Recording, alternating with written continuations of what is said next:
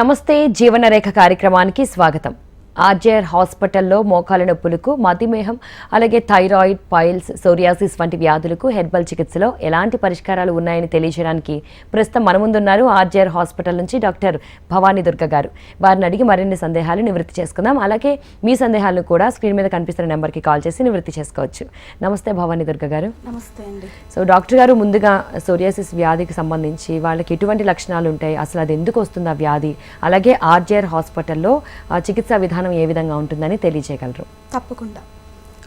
ఫస్ట్గా మనం సోరియాసిస్ వ్యాధి అనేది చూసుకుంటే కనుక మన మోడర్న్ సైన్స్ ప్రకారం సోరియాసిస్ అనేది ఒక ఆటో ఇమ్యూన్ డిజార్డర్గా చెప్పబడుతుంది.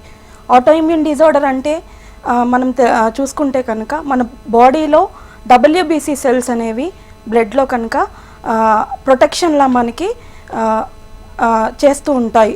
అంటే మన బాడీ సెల్స్లో ఏదైనా బయట ఇతర పార్టికల్స్ వచ్చి మనల్ని అటాక్ చేసేటప్పుడు అవి మనల్ని రక్షణగా కాపాడుతూ ఉంటాయి. ఈ ఆటోఇమ్యూన్ డిజార్డర్లో ఏమవుతుంది అంటే కనుక ఈ మన బాడీలో ఉన్న సెల్స్ని, మన బాడీలో ఉన్న ఇతర సెల్స్ని ఫారిన్ బాడీస్లా తలుచుకుని అటాక్ చేయడం వల్ల మనకి ఆ సిమ్టమ్స్, ఆ లక్షణాలు అనేవి వస్తాయి ఆటోఇమ్యూన్ డిజార్డర్లో. ఈ సోరియాసిస్లో మనం ప్రాధాన్యంగా చూసుకుంటే కనుక అతి తీవ్రమైన పెద్ద పెద్ద ప్యాచెస్తో దురదలు, మంటలు, అలాగే రసి కారడం, ఇలాంటివన్నీ లక్షణాలు ఉంటాయి. మన ఆయుర్వేదం ప్రకారం చూసుకుంటే కనుక మనకి మెయిన్గా 3 లక్షణాలు అనేవి మన ఆచార్యులు చెప్పారు. ఏ విధంగా అంటే అస్వేదనం అనేది ఉంటుంది, అంటే ఆ కండిషన్లో మనకి స్వెట్టింగ్ అనేది రాదు ఆ స్కిన్లో. అలాగే మహావాస్తు అని చెప్పారు, అంటే పెద్ద పెద్ద ప్యాచెస్ లాగా. అండ్ ఇంకొక ప్రాధాన్య లక్షణం వచ్చి మత్స్య శోకలం, అంటే ఆ ప్యాచెస్ ఏదైతే ఉన్నాయో అవి ఫిష్ యొక్క స్కేల్స్ ఎలా అయితే ఉంటాయో ఆ విధంగా మనకనేది రిజెంబల్ అవుతూ ఉంటుంది ఆ స్కిన్లో. ఇది సోరియాసిస్ యొక్క మెయిన్ లక్షణాలు. ఈ కండిషన్లో మన ఆర్జేఆర్ హాస్పిటల్లో ఎంతో మంచి చికిత్సని అందిస్తున్నాము మూలికా కషాయాల ద్వారా, హెర్బల్ మెడిసిన్స్ ద్వారా అనేది.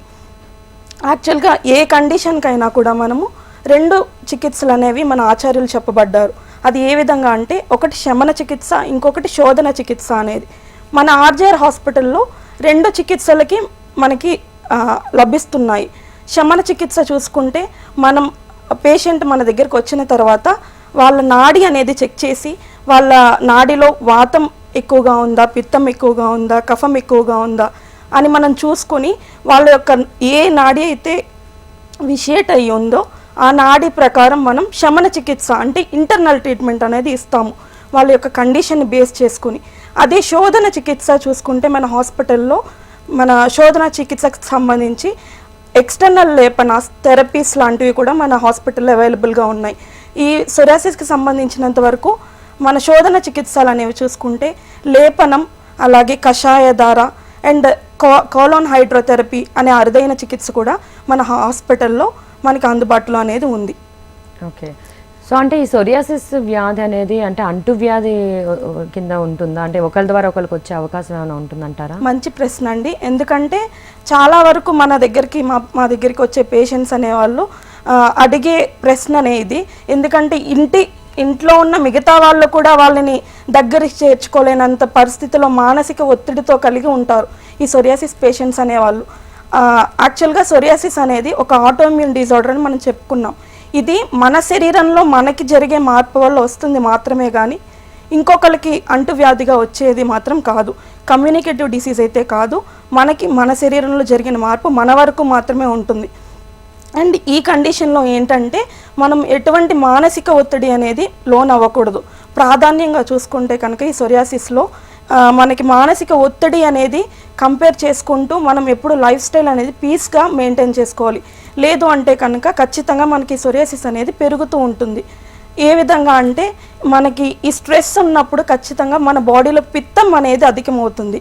మన బాడీలో ఈ పిత్తం అనేది చాలా ప్రధానమైన కారణం, ఒక దోష. అంటే పిత్తమే మనకి జీవనం. ఇప్పుడు వాతం, కఫం, పిత్తం అని చూసుకుంటే వాతం అనేది మనకి వాయు, అది మనకి స్కిన్ అనేది టోన్ని మెయింటైన్ చేయడానికి, మన ఆయుని మెయింటైన్ చేయడానికి ఎంత ముఖ్యమో అలాగే పిత్తం అనేది కూడా అంతే ముఖ్యం. మనకి పిత్తం అనేది జీవనంగా చెప్పుకుంటాం మనం.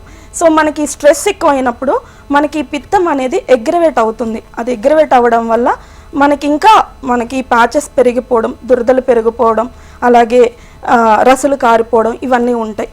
ఈ విధంగా మనం చూసుకుంటే కనుక ఆయుర్వేదం ప్రకారం చూసుకుంటే కనుక మనకి ఈ చర్మ వ్యాధి అనేది కుష్ఠ అని చెప్పబడుతుంది. ఈ కుష్ఠాస్ కూడా మనకి 18 టైప్స్ ఆఫ్ కుష్ఠాస్ అనేవి ఉంటాయి మన ఆచార్యులు చెప్పిన ప్రకారం. అందులో 7 మహాకుష్ఠాస్ ఉంటాయి, 11 క్షుద్ర కుష్ఠాస్ అనేవి ఉంటాయి. ఈ సోరియాసిస్ అనేది మన ఈ 11 క్షుద్ర కుష్ఠాలు ఒకటైన ఏకకుష్ఠంగా మనం చెప్పుకోగలుగుతాం. ఓకేనా అండి. దీనికి ఇందాక నేను చెప్పినట్టుగా ఈ ఏకకుష్ఠ లక్షణాలు వచ్చి అస్వేదం, మనకి ఎక్కడైతే మనకు ఆ సోరియాటిక్ ప్యాచెస్ ఉన్నాయో అక్కడ స్వెట్ అనేది రాదు. అలాగే మహావాస్తు అంటే ఆ స్కిన్ అనేది పెద్ద పెద్ద ప్యాచెస్తో అది మన శరీరం అంతా ఉండొచ్చు, ఒక పర్టికులర్ ఏరియాలో ఉండొచ్చు. అండ్ ఇంకొక ప్రాధాన్య లక్షణం వచ్చి మత్స్య అవశోకం, అంటే ఎక్కడైతే మనకి పెద్ద పెద్ద ప్యాచెస్ ఉన్నాయో అక్కడ ఆ స్కిన్ అంతా కూడా చేప పొలుసు వలె రాలిపోతూ ఉంటుంది. మా దగ్గరికి వచ్చే పేషెంట్స్ చాలామంది ఎలా వస్తారంటే మనం నాడి చూద్దామని షర్ట్ తిప్పమన్న వెంటనే వాళ్ళు కూర్చున్న ప్లేస్ అంతా అప్పుట్టు రాలిపోవడం, చాలా సివియర్ కండిషన్తో వస్తూ ఉంటారు. అలాంటి వాళ్ళు కూడా కొన్ని వారాలు మెడిసిన్ వాడేటప్పటికి వాళ్ళకి ఉన్న లక్షణాలన్నీ లైక్ దురద, ఏదైతే ప్రాధాన్యంగా వాళ్ళు బాధపడే ఇష్యూ వచ్చి నైట్ పడుకోలేకపోవడం, దురద వల్ల చాలా ఇరిటేషన్ వస్తూ ఉంటుంది, మానసిక ఒత్తిడి ఉంటుంది. ఇవన్నీ కూడా మన కొన్ని వారాలు మందులు వాడినప్పటికీ అవన్నీ ఉపశమనం అనేది జరుగుతుంది మనకి.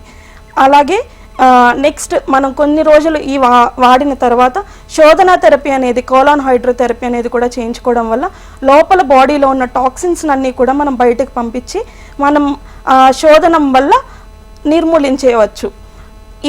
ఇలా కొన్ని రోజులు మాత్రం కొన్ని నెలలు మనం కంటిన్యూస్గా తీసుకుంటే ఈ శమనం చేయడంతో పాటు మన బాడీలో ఇమ్యూనిటీ అనేది పెరిగి ఆటోఇమ్యూన్ డిజార్డర్ కాస్త మనకి సంపూర్ణంగా నిర్మూలించవచ్చు.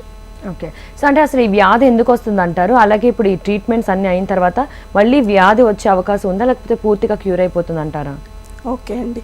యాక్చువల్గా మనం చూసుకుంటే కనుక మీకు ఆల్రెడీ నేను చెప్పిన ప్రకారం మన మోడర్న్ సైన్స్ ప్రకారం చూసుకుంటే కనుక మనం ఈ వ్యాధిని ఆటో ఇమ్యూన్ డిజార్డర్ అని అంటున్నాం. అంటే మన బాడీ సెల్సే తప్పుగా మన బాడీ సెల్స్ని అటాక్ చేయడం వల్ల ఒక వ్యాధి అనేది ఫామ్ అవుతుంది. కానీ మన ఆచార్యుల ప్రకారం మన నాడి పరీక్షను బట్టి మనం చూసుకుంటే కనుక త్రిదోషాలలో 2 అయిన వాత కఫ అనే దోషాల వల్ల, దాని విశేషణ వల్ల మనకి అనేది ఈ వ్యాధి ఏర్పడుతుంది.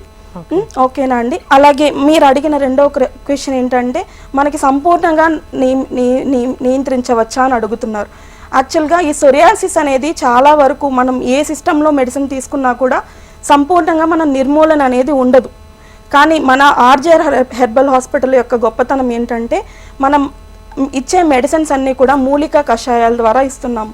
దానివల్ల ఏంటంటే నేను చెప్పినట్టుగా ఉన్న సిమ్టమ్స్ అనేవి కంట్రోల్ అవ్వడంతో పాటు ఇమ్యూనిటీని ఇంక్రీజ్ చేసి మళ్ళీ ఈ లక్షణాలు అనేవి మనకి తిరిగి రాకుండా ఉంటుంది. ఓకే.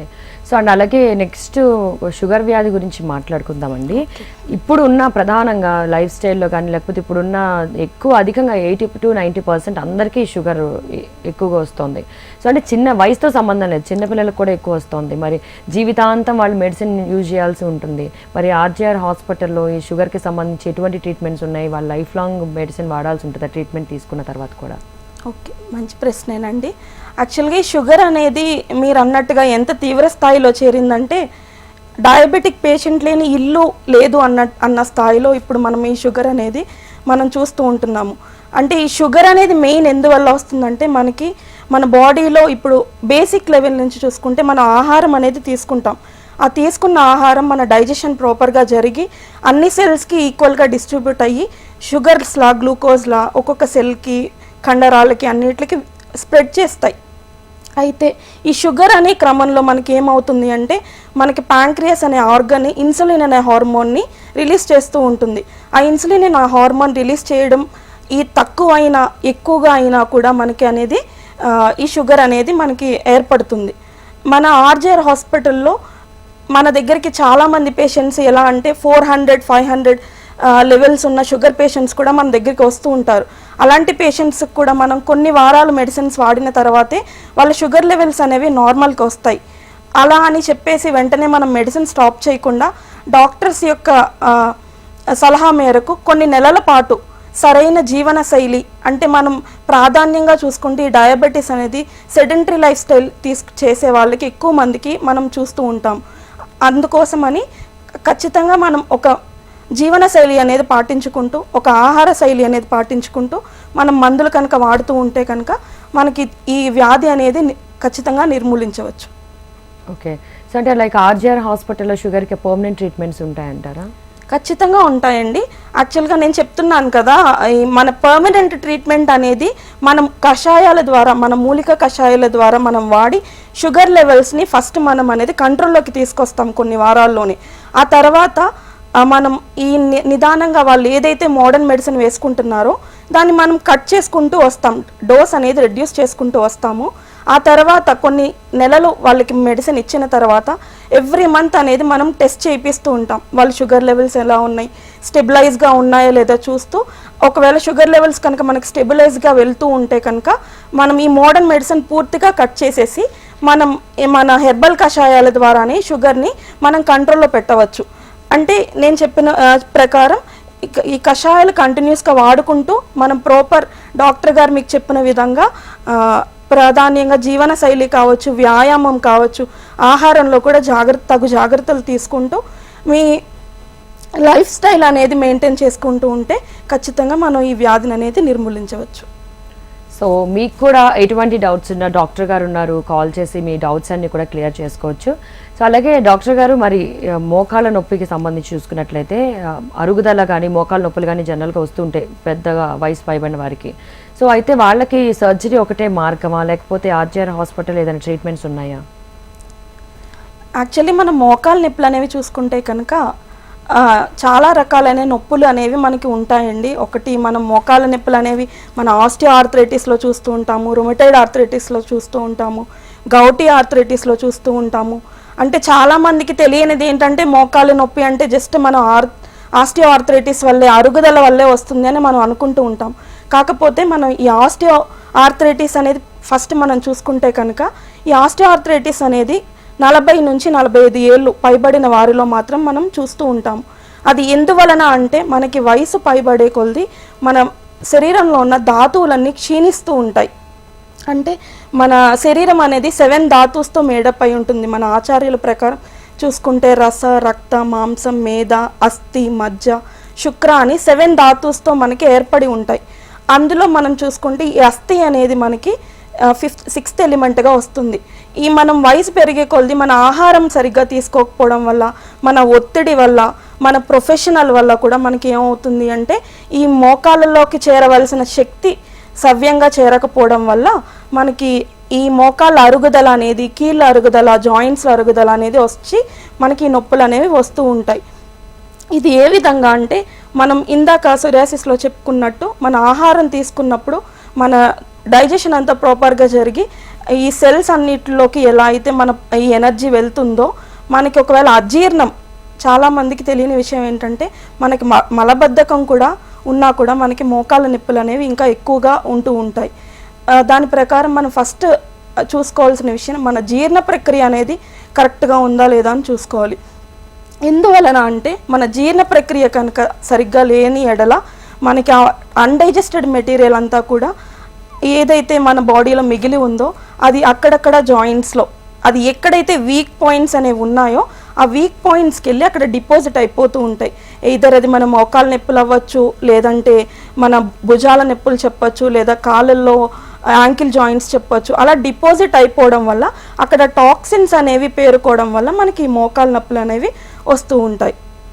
ఓకేనా అండి? ఇంకొక మనం కండిషన్ చూసుకుంటే కనుక కీళ్ళవాతం అనేది ఏంటి అని అంటే రుమటైడ్ ఆర్థరైటిస్. మనం ఈ రుమటైడ్ ఆర్థరైటిస్ కూడా మన సోరియాసిస్ లాగే ఆటో ఇమ్యూన్ డిజార్డర్. ఈ ఆటో ఇమ్యూన్ డిజార్డర్లో ఇందాక మనం చెప్పుకున్నట్టుగా మన సెల్సే మన బాడీ సెల్స్ని తప్పుగా గణించుకుని అటాక్ చేయడం వల్ల మనకి ఇది అనేది వస్తుంది.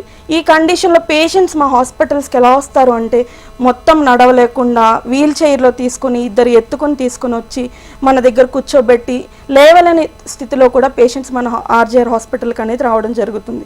అలాంటి కండిషన్స్ ఉన్న పేషెంట్స్ని కూడా కొన్ని వారాల మన మూలికా కషాయాలు, హెర్బల్ మెడిసిన్స్ వాడగానే మనకి వాళ్ళ పనులు వాళ్ళు చేసుకునేలాగా నిర్మూలన లక్షణాల నుంచి మనం నివృత్తి పొందవచ్చు.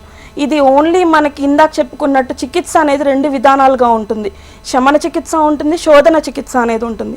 శమన చికిత్స అనేది ఫస్ట్ మన ఇంటర్నల్గా ఈ మెడిసిన్స్ ఇచ్చి మన నాడి చూసి ఏ దోష అయితే మనకి విషేట్ అయ్యిందో ఆ దోషాకి సంబంధించినంత వరకు మన ఇంటర్నల్ మెడిసిన్స్ అనేవి ఇస్తూ ఉంటాము. ఈ మెడిసిన్స్ వాడిన కొన్ని రోజుల తర్వాత మనం శోధనం థెరపీస్ని కూడా ayurvedic therapies, Verma therapy, panchakarma therapy ఇవన్నీ కూడా మనం పేషెంట్స్కి అనేది వాళ్ళ కండిషన్ని బట్టి మనం సజెస్ట్ చేస్తాం. అంటే ఈ ఆయుర్వేద వర్మా థెరపీస్లో కూడా అనేక విధాల థెరపీస్ అనేవి ఉన్నాయి. ఈ మెయిన్గా మోకాళ్ళ నొప్పులకు సంబంధించి మన థెరపీస్ చెప్పుకుంటే కనుక జానువస్తి, అభ్యంగం, స్వేదనం, ఉష్మ స్వేదం, శాష్టికశాలి స్వేదం, పత్రపిండ స్వేదం ఇవన్నీ మన ఆచార్యులు వాడిన మెడికల్ టర్మ్స్. ఇవన్నీ నేను మీకు అర్థమయ్యేలా క్లియర్గా చెప్తాను. సారీ ఫర్ ది ఇంటరప్ట్, ఒక కాలర్ ఉన్నారు, మనం వాళ్ళతో మాట్లాడిన తర్వాత మనం క్లియర్గా ఒకసారి మాట్లాడుకుందాం. సో సూర్యాపేట నుంచి భాస్కర్ గారు ఉన్నారు. నమస్తే అండి భాస్కర్ గారు.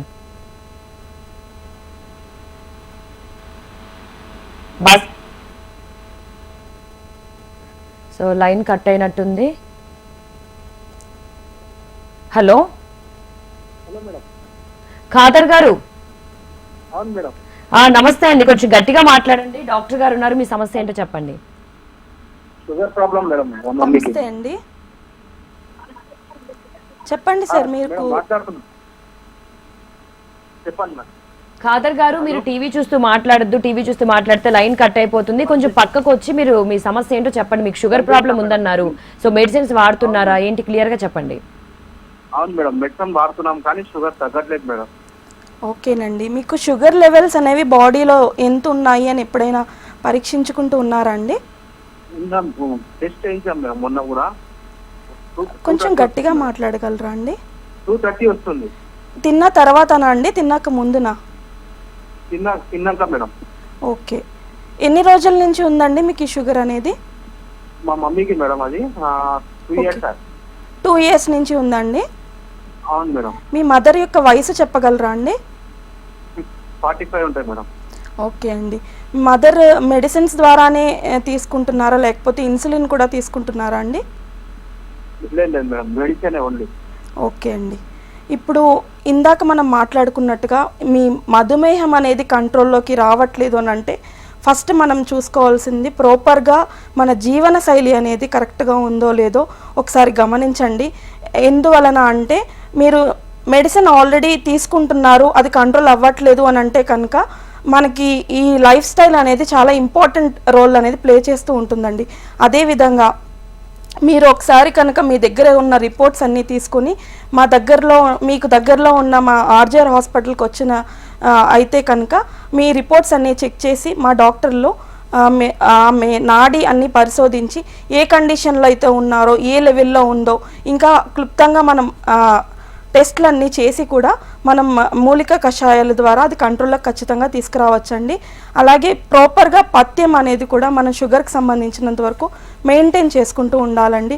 లైక్ మనకి షుగర్ ఎక్కువ చేసే ఆహారాలు అనేవి కొంచెం మనం కంట్రోల్ చేసుకుంటూ మనం ఈ హెర్బల్ మెడిసిన్స్ అనేవి వాడుకుంటే ఖచ్చితంగా మనం నిర్మూలించుకోవచ్చు, కంట్రోల్లోకి అనేది వస్తుంది, భయపడాల్సిన అవసరం లేదు. సో అలాగే డాక్టర్ గారు, పక్షవాతంకి సంబంధించి చూసుకున్నట్లయితే చాలామంది పక్షవాతంతో బాధపడుతూ ఉంటారు. సో వారికి ఆర్జీఆర్ హాస్పిటల్లో ఎటువంటి చికిత్స అందుబాటులో ఉంది? ఓకే అండి, పక్షవాతం అని చూసుకుంటే కనుక ఇప్పుడు చాలామంది ఏం చేస్తూ ఉంటారంటే హైపర్టెన్సివ్ అనేది మనం ప్రాధాన్యంగా ఇప్పుడు ఈ సోరియాసిస్, డయాబెటీస్ ఎలా అయితే మన ఇంటిలో ఒక్కరు కూడా లేకుండా వాళ్ళు ఎలా అయితే ఉన్నారో అలాగే మనకి హైపర్ టెన్షన్, బీపీ అనేది కూడా చాలా ప్రతి ఇంట్లోనే ఉండే సమస్య.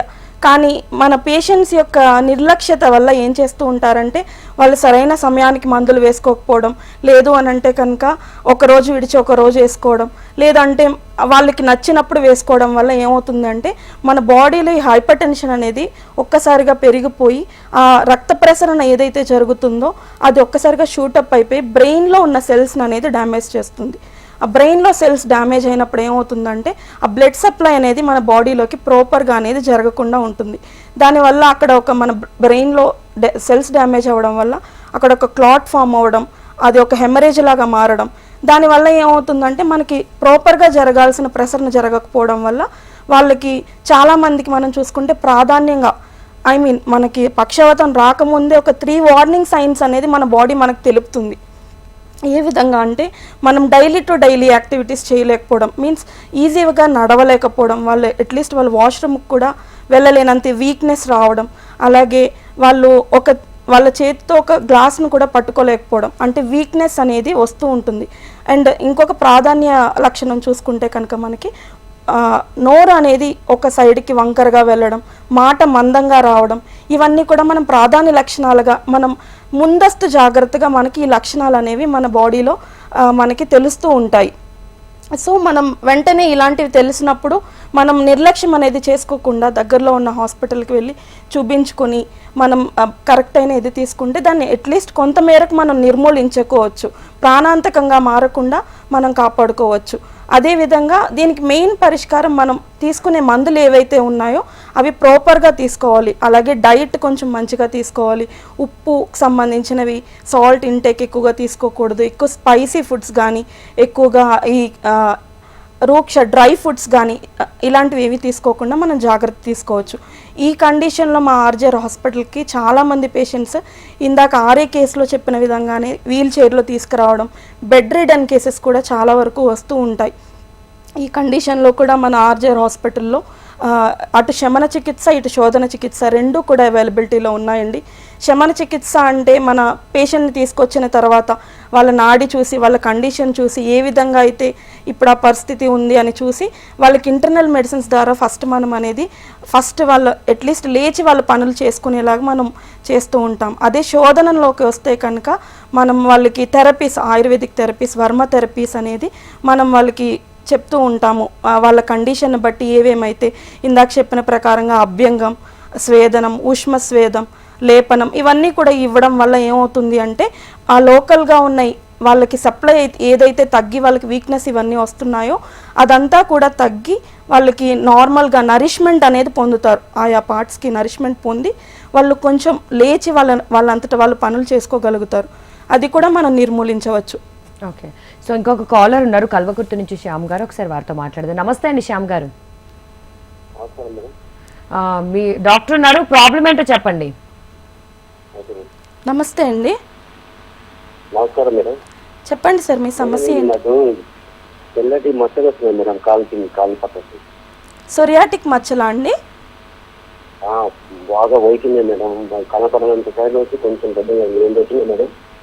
సార్ కొంచెం గట్టిగా మాట్లాడగలరా అండి? అవును మేడం, 2 మచ్చలు వచ్చినాయి మేడం, మొత్తం వైట్ కలర్. ఓకే, మీకు సొరియాసిస్ అనేది ఎంత కాలంగా ఉందండి? తెలియదు మేడం నాకు. ఇది నిన్నమన్నా ఒకటి కనబడ్డాక అంతకుముందు ఒకటి ఉంది, అంటే 1 year అంటాం మేడం. ఇప్పుడు నల్ల మచ్చలు ఉన్నాయంటున్నారా, తెల్లగా మచ్చలు వచ్చినాయి అంటున్నారా? వైట్ మేడం, వైట్గా వచ్చినాయి. అది మీరే సోరియాసిస్ అని నిర్ధారించుకున్నారా, లేకపోతే ఎక్కడైనా చూపించుకొని? ఎక్కడ చూపించలేదు మేడం. ఓకే, ఇప్పుడు ఆ తెల్ల మచ్చలు ఉన్న చోట మీకు దురద కానీ, పొట్టులా రాలడం కానీ ఇలాంటివి ఏమన్నా ఉన్నాయండి? మేడం ఎప్పుడో ఒకసారి దురద ఉంటుంది మేడం, పొట్టుగా రావడం అంటే ఏం లేదు. ఓకేనండి, ఇప్పుడు ప్రాధాన్యంగా మనం సొరియాసిస్కి విటిలిగో అనే 2 కండిషన్లు డిఫరెంట్ అండి. ఒకటి, మనకి సొరియాసిస్ అనేది స్టార్టింగ్లో ఎలా ఉంటుంది అంటే ఇందాక చెప్పుకున్నట్టుగా మనకు పెచ్చుల్లా వచ్చి ఒక పెద్ద పెద్ద ప్యాచెస్లా వచ్చి దురద ఇవన్నీ ఉండి అవి మచ్చల్లా మారుతాయి. అది సొరియాసిస్లోకి వస్తుందండి. ఇప్పుడు మీరు చెప్పిన కండిషన్ ఏదైతే ఉందో అది కొంచెం మీరు చెప్పిన లక్షణాలను బట్టి చూసుకుంటే అది విటిలిగో కూడా అయ్యే అవకాశం ఉంటుంది అండి. అంటే బొల్లి మచ్చలు అనేవి కూడా అయ్యే అవకాశం ఉంటుంది. అది ఎందువలన అంటే మీకు అక్కడ ఎటువంటి ప్యాచెస్ లేవు, అలాగే అరుదుగానే దురద అనేది వస్తుంది అంటున్నారు. కాబట్టి ఒకసారి మీరు కనుక మాకు దగ్గరలో ఉన్న ఆర్జేఆర్ హాస్పిటల్కి వచ్చి కనుక చూపించుకుంటే మా వైద్యులు దాన్ని పరీక్షించి ఆ సమస్య ఏంటనేది మీకు క్లియర్గా ఎక్స్ప్లెయిన్ చేసి దానికి తీసుకోవాల్సిన తగు జాగ్రత్తలు అన్నీ తెలియచేసి మీకు వైద్యం అనేది అందిస్తారండి. సో డాక్టర్ గారు, ఫైనల్గా ఈ హెర్బల్ మెడిసిన్ అనేది అందరూ వాడచ్చు, ఎందుకంటే చాలా మందికి డౌట్ ఉంటుంది, చిన్నపిల్లలు వాడకూడదేమో లేకపోతే పెద్దవాళ్ళు వాడకూడదేమో ఒక డౌట్ అనేది ఉంటుంది. సో అన్ని ఏజ్ గ్రూప్ వాళ్ళు వాడచ్చు హెర్బల్ మెడిసిన్. అలాగే ఈ మెడిసిన్ వాడుతున్నప్పుడు ఎలాంటి పథ్యం తీసుకోవాలి? ఓకే, యాక్చువల్గా హెర్బల్ మెడిసిన్ అంటే చాలామందికి ఉన్న అపోహ ఏంటి అని అంటే హెర్బల్ మెడిసిన్ తీసుకుంటే ఖచ్చితంగా పథ్యం చేయాలి, లేదు అని అంటే ఈ ఏజ్ వాళ్ళు వాడకూడదు, ఆ ఏజ్ వాళ్ళు వాడకూడదు అలా ఉంటుంది. కానీ ఇప్పటి మన లైఫ్ స్టైల్ ప్రకారం చూసుకుంటే హెవీ డోసెస్ ఉన్న మెడిసిన్స్ తీసుకుంటూ ఇవి ఖచ్చితంగా సైడ్ ఎఫెక్ట్స్ ఇస్తాయని తెలిసినా కూడా మోడర్న్ మెడిసిన్స్ అనేది మనం యూస్ చేస్తూ ఉంటున్నాం. ఈవెన్ మనకి మోడర్న్ డాక్టర్స్ ఇచ్చే మెడిసిన్స్ వాళ్ళే క్లియర్గా చెప్తారు మనకి, ఈ మెడిసిన్ ఇన్ని రోజులు తీసుకోవడం వల్ల మీకు ఈ ఆర్గన్ దెబ్బతినొచ్చు, మీకు చూపు మందగించవచ్చు. ఫర్ సపోజ్ మనం కీళ్ళవాతమే తీసుకున్నాం అనుకోండి, దానికి కంటిన్యూస్గా మనం ఇంగ్లీష్ మందులు అనేవి వాడుకుంటే కనుక మనకి ఆర్గన్ డ్యామేజ్ అనేది ఖచ్చితంగా జరుగుతుందని మనకి మెడిసిన్స్ ఇచ్చే డాక్టర్లే మనకు చెప్తారు. మనం కంటిన్యూస్గా తీసుకోవడం వల్ల కిడ్నీస్ ఇవన్నీ ఇబ్బంది పడతాయని. కానీ మన హెర్బల్ కషాయాలు చూసుకుంటే అటువంటి ఇబ్బంది ఎటువంటిది ఉండదండి. చిన్న వయసు నుంచి పెద్ద వయసు వరకు అందరూ తీసుకోవచ్చు. ఈ మందులు వాడేటప్పుడు ఎటువంటి పథ్యం అనేది పాటించాల్సిన అవసరం లేదు. Right. So thank you doctor గారు, చాలా క్లియర్గా ఆర్జేఆర్ హాస్పిటల్ నుంచి ఎటువంటి ట్రీట్మెంట్స్ అందిస్తున్నారు అండ్ సోరియాసిస్ నుంచి కానీ లేకపోతే ఏదైనా షుగర్ సమస్యలు ఉన్నా కానీ మంచి ట్రీట్మెంట్స్ అందిస్తున్నారని చాలా క్లియర్గా ఎక్స్ప్లెయిన్ చేశారు. Thank you so much. Thank you అండి. సో ఇది వాళ్ళ జీవనరేఖ కార్యక్రమం. నమస్తే.